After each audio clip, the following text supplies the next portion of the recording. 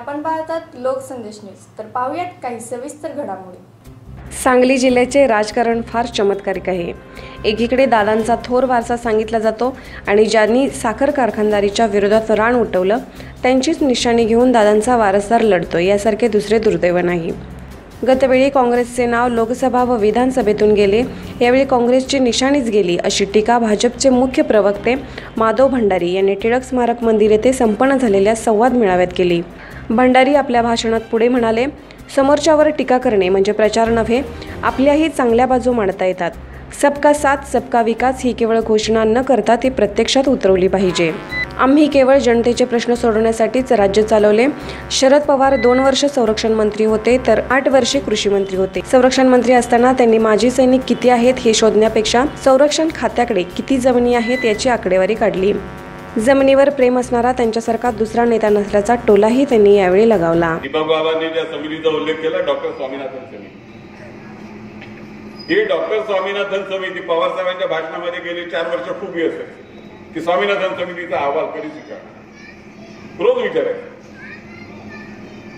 म्हणजे लोकांना असं वाटायला लागलं की स्वामीनाथन समिती मोदी साहेबांनी केव्हा तरी नेमली, त्याचा अहवाल आला आणि तो हे सरकार स्वीकारत नाही, एवढं बोलायचं।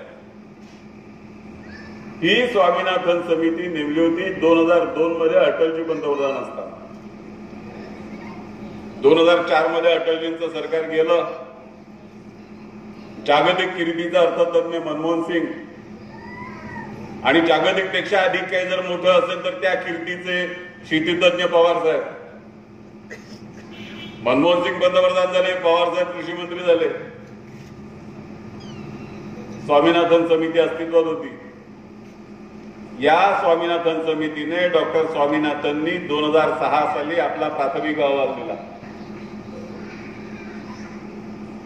शेतीमधले महान जाणते राजे पवार साहेब यांनी त्या अहवालाचं पानही उघडलं नाही, अहवाल स्वीकारला नाही। 2008 मध्ये डॉक्टर स्वामीनाथनने आपला अंतिम अहवाल दिला। मनमोहन सिंग डॉक्टर आणि शरद पवार साहेब यांनी अहवाल स्वीकारला नाही।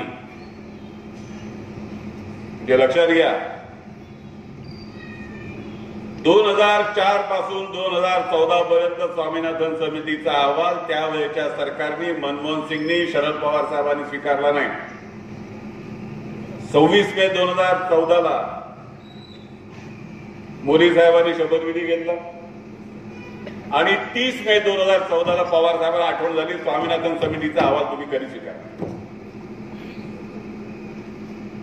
10 वर्ष जो अहवाल स्वीकारला नाही, तो अहवाल मी का स्वीकारला नाही ह्याचं उत्तर पवार साहेबांनी कधी देशाला दिलं नाही, शेतकऱ्यांना दिलं नाही।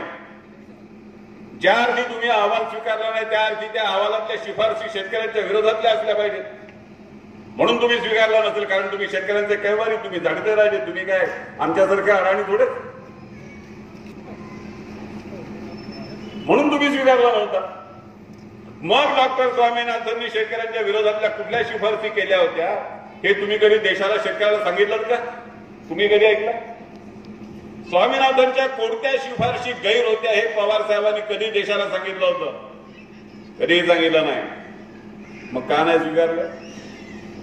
आणि जर तुम्ही 10 वर्ष स्वीकारल्या नव्हत्या तर मोदी साहेब पंतप्रधान झाल्याबरोबर पहिल्या आठवड्यात तुम्हाला स्वामीनाथन कसं आठवलं? बरं, आठवलं तर आठवले। 2.5-3 वर्ष स्वामीनाथन समिती, स्वामीनाथन शिवाय पवार साहेब बोलत नव्हते। 7 ऑगस्ट 2018 रोजी याच डॉक्टर स्वामीनाथननी स्वतःच्या सहीने इंडियन एक्सप्रेस मध्ये लेख लिहिला आणि त्या लेखामध्ये त्यांनी सांगितलं की ह्या देशामध्ये खऱ्या अर्थाने शेतकऱ्याचं उत्पन्न दुप्पट करण्यासाठी, शेतकऱ्याचे प्रश्न सोडवण्यासाठी जर पहिल्यांदा काम कोणी सुरू केलं असेल तर ते अटलजींच्या सरकारने सुरू केलं। हे कोण सांगितलं? मी नाही सांगितलं, डॉक्टर स्वामीनाथनने सांगितलं। आणि त्यानंतर अटलजींच्या सरकारने सुरू केलेलं काम संयुक्त पुरोगामी आघाडीच्या सरकारने म्हणजे मनमोहन सिंग आणि पवार साहेबांच्या सरकारने बंद केलं आणि माझ्या शिफारशींवरती जास्तीत जास्त काम जर कोणी केलं असेल तर ते नरेंद्र मोदींच्या नेतृत्वाखालच्या सरकारने केलं. हे डॉक्टर स्वामीनाथननी स्वतःच्या सहीने लिहिलं.